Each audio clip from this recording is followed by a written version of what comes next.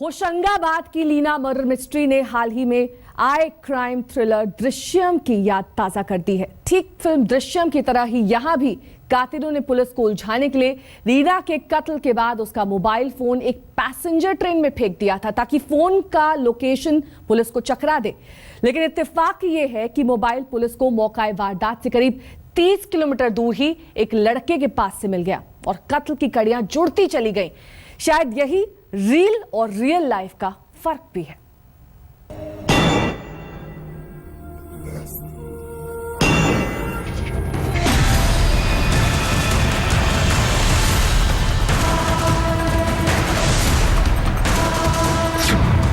करोड़ों की जमीन के लिए मामा और भांजी में झगड़ा।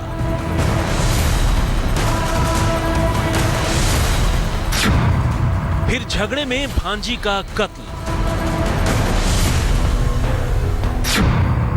और तब कत्ल के बाद चलती ट्रेन में भांजी का मोबाइल फोन। जैसे अजय देवगन की वो फिल्म आई थी तो मोबाइल निकाल के फेंक देता, गाड़ी के साथ चला जाता, तो इन्होंने भी ये कोशिश करी थी।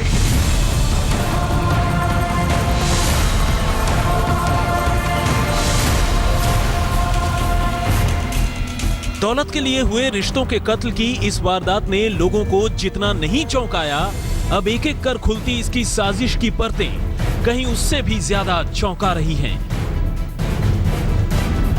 क्या आप यकीन करेंगे कि कत्ल के बाद पुलिस को उलझाने के लिए कातिलों ने न सिर्फ मकतूल की लाश को घने जंगलों के बीच दफना दिया, कत्ल करने के बाद उसे ढूंढने का ड्रामा करते रहे, बल्कि पुलिस को उलझाने के लिए उसका मोबाइल फोन भी चलती ट्रेन में फेंक दिया। ठीक वैसे जैसे हाल ही में आई अजय देवगन स्टारर फिल्म दृश्यम में हीरो ने पुलिस से बचने के लिए मकतूल लड़के का फोन एक ट्रक में फेंक दिया था। फिल्मों से लोग काफी प्रभावित होते हैं। तो जैसे अजय देवगन की वो फिल्म आई थी तो मोबाइल निकाल के फेंक देता, गाड़ी के साथ चला जाता, तो इन्होंने भी ये कोशिश करी थी। थोड़ा इनका दुर्भाग्य ये था कि जो सिम था या मोबाइल था वो मिल गया किसी बच्चे को और उसने निकाल के अपने में लगा लिया। लेकिन फिल्म होती है और हकीकत हकीकत। पुलिस ने न सिर्फ इस वारदात को अंजाम देने वाले तमाम मुलजिमों को गिरफ्तार कर लिया, बल्कि वो साजिश भी तार-तार कर दी जिसमें उलझकर दिल्ली की रहने वाली एक लड़की होशंगाबाद के अपने पुश्तैनी गांव में पहुंची और वहीं अपनों के हाथों बेमौत मारी गई।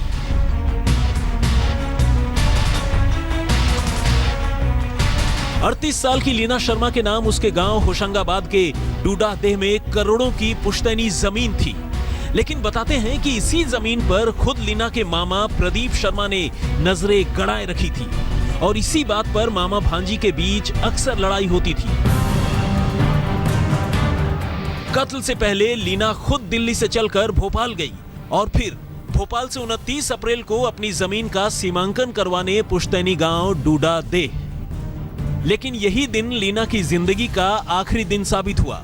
लीना अभी सीमांकन करवाने अपनी जमीन पर पहुंची ही थी कि मामा फिर से आड़े आ गए। पहले तो दोनों के बीच जमकर कहासुनी हुई और फिर प्रदीप शर्मा ने अपने दो नौकरों गोरेलाल और राजेंद्र कुमरे के साथ मिलकर लीना को पीट कर और गला घोंटकर मौत के घाट उतार दिया। लेकिन कत्ल की यह वारदात जितने ठंडे दिमाग से अंजाम दी गई, इसके बाद पुलिस को उलझाने की साजिश उतने ही शातिराना तरीके से। अब कत्ल हो चुका था, लेकिन लीना की गुमशुदगी को हमेशा हमेशा के लिए एक राज बनाए रखने के लिए कातिलों ने जो साजिश रची, उस तक पहुंचकर खुद पुलिस भी हैरान रह गई। कातिलों के हिसाब से तो ये एक परफेक्ट मर्डर प्लान था, एक ऐसा प्लान जिसे पुलिस जितना भी सुलझाने की कोशिश करती उतना ही उलझ जाती। लेकिन पीछे बिखरे सुरागों ने आखिरकार कातिलों की चुगली कर दी और तब सामने आई एक ऐसी कहानी जैसा अच्छे से अच्छे जासूसी उपन्यास में भी देखने को नहीं मिलता। होशंगाबाद से जितेंद्र के साथ अनुज मिश्र, दिल्ली, आज तक। लीना होशंगाबाद पहुंचने के बाद रहस्यमयी तरीके से गायब तो हो गई, लेकिन उसके घर वालों ने 6 दिनों में एक बार भी लीना को ढूंढने की जहमत नहीं उठाई। वो तो लीना के दोस्त थे जिन्होंने उसकी तलाश में सोशल नेटवर्किंग साइट से लेकर पुलिस तक को हिला दिया और तब जाकर खुद उसी मामा ने लीना की गुमशुदगी की रिपोर्ट लिखवाई जिस पर उसके कत्ल का इल्जाम था। मामा का झूठ कब तक चलता, सुरागों ने चुगली कर दी और साजिश बेनकाब हो गई।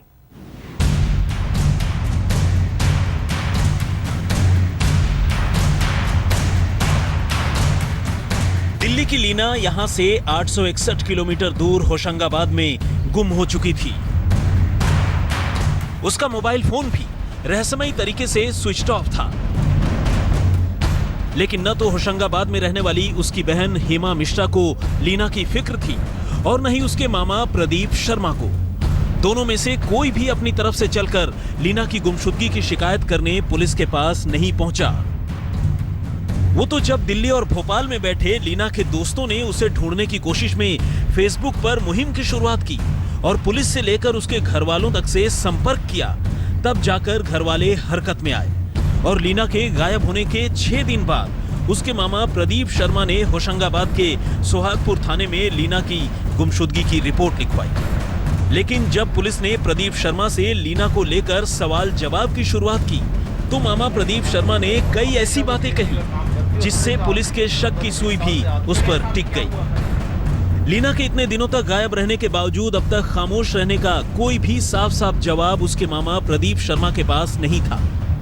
पुलिस को प्रदीप शर्मा ने बताया कि लीना आखिरी बार किसी कार में उसके गांव पहुंची थी, लेकिन छानबीन के दौरान पुलिस को एक ऐसा ऑटो वाला मिला जिसने बताया कि वो खुद लीना को अपने ऑटो में गांव तक छोड़ आया था। ऐसे में सवाल यह था कि आखिर लीना के मामा ने उसके गांव में आने को लेकर झूठ क्यों बोला। ऊपर से दिल्ली और भोपाल से लीना के दोस्त लगातार पुलिस को फोन कर उसके मामा और बहन पर लीना को गायब करने का शक जता रहे थे। प्रदीप शर्मा की तरह ही उसके 2 नौकर गोरेलाल और राजेंद्र कुमरे के जवाबों में भी कंट्रडिक्शन यानी विरोधाभास था। ऐसे में जब पुलिस ने दोनों नौकरों को हिरासत में लेकर कायदे से पूछताछ की तो कत्ल की साजिश सामने आने में ज्यादा देर नहीं लगी। जल्द ही मामा प्रदीप शर्मा भी सलाखों के पीछे पहुंच चुका था। लेकिन इसके बाद उन्होंने जो कहानी सुनाई उसे सुनकर पुलिस वालों का भी दिमाग घूम गया। मामा ने अपने नौकरों के साथ लीना को मौत के घाट उतारने के बाद लाश तो घने जंगलों में ठिकाने लगा ही दी थी। पुलिस को उलझाने के लिए उसका मोबाइल फोन भी जंगल के पास से गुजरते एक पैसेंजर ट्रेन में फेंक दिया था और इसके बाद लीना के दोस्तों के दबाव में वो खुद थाने पहुंचकर लीना को ढूंढने का नाटक कर रहा था। उधर लीना की तलाश में जब पुलिस ने उसके मोबाइल फोन को सर्विलांस पर लगाया तो वो लीना के गांव डूडादेह से करीब 30 किलोमीटर दूर पिपरिया नाम की एक जगह पर मिला जिसे एक लड़का यूज कर रहा था। उस लड़के ने पुलिस को यह बताया कि यह फोन उसे एक ट्रेन में मिला था जिसका सिम कार्ड निकालकर वो फोन का इस्तेमाल कर रहा था। अब तमाम कड़ियां एक दूसरे से जुड़ चुकी थी। प्रदीप शर्मा और उसके गुर्गे पहले ही अपना गुनाह कबूल कर चुके थे और ये भी बता चुके थे कि किस तरह उन्होंने लीना का मोबाइल फोन पुलिस को उलझाने के लिए ट्रेन में फेंक दिया था। लेकिन लीना की बहन की खामोशी अब भी सवालों के घेरे में थी। होशंगाबाद से जितेंद्र के साथ अनुज मिश्र, दिल्ली, आज तक। पुलिस ने बेशक लीना के कत्ल के इल्जाम फिलहाल उसके मामा और नौकरों को ही इस इल्जाम में गिरफ्तार किया हो, लेकिन उसने होशंगाबाद में रहने वाली लीना की बहन हेमा मिश्रा को भी फिलहाल क्लीन चिट नहीं दी है और ऐसा करने के पीछे पुलिस के पास वजह भी ठोस है। बहन के गायब होने के बावजूद ठीक मामा की तरह ही हेमा भी न सिर्फ खामोश बैठी थी बल्कि आरोप तो यह भी है कि उसने एक बार भी लीना की लाश तक देखने की कोशिश नहीं की। अमेरिकन एम्बेसी से एक बार इन्वेस्टिगेशन और कहीं मेरी जिंदा हुई बहन तो फिर मेरी हेल्प करिएगा। हाँ जी, करेंगे। लीना की बहन सवालों के घेरे में है। लीना के दोस्तों ने कई गंभीर सवाल लीना की इस बहन पर उठाए हैं। पोस्टमार्टम हाउस के बाहर लीना की ये बहन हेमा मिश्रा इस कार से बाहर भी नहीं निकली। तो क्या इसकी वजह यह है कि हेमा सब कुछ पहले से जानती थी? क्या हेमा को लीना के कत्ल की साजिश का पता था? क्या वो हत्या के आरोपी मामा की साजिश को जानती थी, उनके साथ मिली थी? हालांकि ये सिर्फ शक हैं, सवाल हैं लीना के दोस्तों के, लेकिन बहन का रवैया लीना के दोस्तों के शक को पुख्ता करता है। अमेरिकन एम्बेसी से एक बार इन्वेस्टिगेशन और कहीं मेरी जिंदा हुई बहन तो फिर मेरी हेल्प करिएगा। हाँ जी, करेंगे। लीना की बहन हेमा तो कार से नहीं निकली, लेकिन उसके पति निहंकार नाथ मिश्रा दोस्तों के सवालों से जरूर बौखला गए। उन्होंने आरोपों को सिरे से खारिज किया और दलील दी कि उनका बच्चा 17 महीने का है, जिसे देखने की खातिर हेमा कार में ही रही। आई क्यों नहीं? वो अपनी बहन से इतना भी प्यार नहीं, कोई उनकी बॉडी देखने के लिए, उनको लेने के लिए कार में बैठ के सिग्नेचर करवाना, ये चलेगा? कौन सिग्नेचर? नहीं, वो तो क्या खुद देख रही है ना, बॉडी देखने का क्या है, बॉडी देख रही है, उनको पता है। वो अभी बोल रही है मुझे को दिखाओ बगैर मैं जाऊंगी नहीं। क्यों नहीं चाहिए? क्यों? क्योंकि वो इस हालत में नहीं, बच्चा है। Do you have kids 17 year old? Do you know any kids 17 year old? He will not live 1 minute. My son is 17 month old. 17 month old. Hema का कहीं कोई रोल नहीं है इस पूरी जो घटना में जो मर्डर हुआ? Nothing to do with it. Nothing to do with it. What am I can do it? Leena के जीजा बेंगलोर में नासा में काम करते हैं, लेकिन लीना के दोस्तों की माने तो प्रॉपर्टी के लालच में ही लीना की बहन बेंगलोर से ज्यादा वक्त अपने पुश्तैनी घर मध्य प्रदेश के होशंगाबाद के उसी सोहागपुर में बिताती हैं, जहां जमीन का विवाद सुलझाने लीना गई थी और उसकी हत्या कर दी गई। दोस्त सवाल उठाते हैं कि 29 अप्रैल को लीना के गायब होने के बाद वो 5 दिनों तक लीना की बहन हेमा और उसके मामा पर पुलिस में रिपोर्ट कराने का दबाव डालते रहे, लेकिन दोनों लोग लापरवाह बने रहे। लीना के दोस्तों की माने तो पुश्तैनी जायदाद में लीना के पास ज्यादा प्रॉपर्टी थी, शायद इसलिए भी प्रॉपर्टी को लेकर हेमा के दिमाग में कोई साजिश हो सकती है। फिर मैंने इनके मामा जी को कांटेक्ट किया, फिर हेमा को कांटेक्ट किया। मैंने इनसे कहा आप लोग जाके रिपोर्ट लिखवाइए, मिसिंग का इतने दिन हो गए। उस समय तक तो लगभग 4 दिन हो गए थे, पर कोई हिलने को तैयार नहीं था, रिपोर्ट लिखवाने को तैयार नहीं था। लीना के दोस्तों का तो यहाँ तक कहना है कि प्रॉपर्टी को लेकर लीना और उसकी बहन हेमा में भी झगड़ा हुआ करता था। दोनों के रिश्ते बहुत अच्छे नहीं थे। लीना के दोस्त बताते हैं कि बड़ी बहन हेमा कुछ सनकी भी है।